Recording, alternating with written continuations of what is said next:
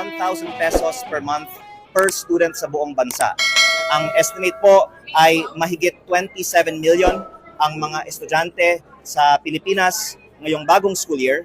Kaya pwede po natin i-multiply 27 million times 1,000 times 10 months in a school year. At ang masasabi ko po ay ito.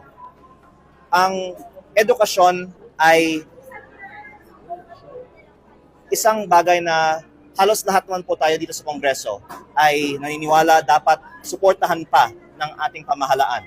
At ang minsan nagiging hadlang para sa mas malaking budgetary allocation para sa edukasyon ang delivery ng budget or suporta sa mga eskwelahan.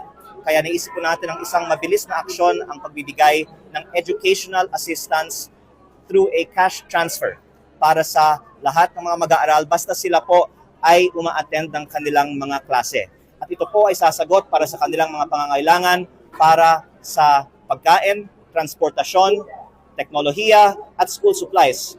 May flexibility po ang mga mag-aaral kung saan nila gagamitin ang allowance na ito kung ito po ay ibibigay ng ating pamahalaan bilang isang cash allowance.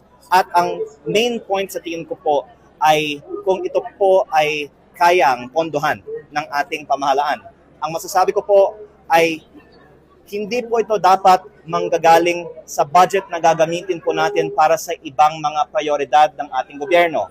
Ito po ay dapat magiging on top of the existing planned programs and budgets of our government.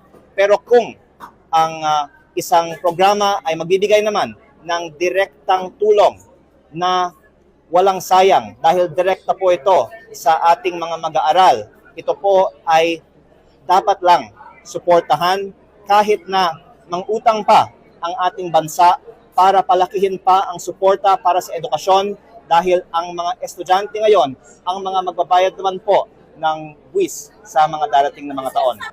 Private and public students. Dahil kindergarten, elementary, junior high school, senior high school at college. Dahil naniniwala po tayo kung mamimili pa po tayo, magkakaroon pa ng mga perverse incentives. Kung tayo po ay magbibigay na lang ng isang universal na tulong para sa lahat ng mga mag-aaral, wala pong discrimination.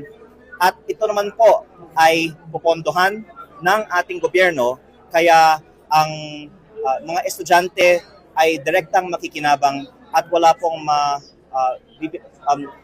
pong hindi makikinabang sa programang ito.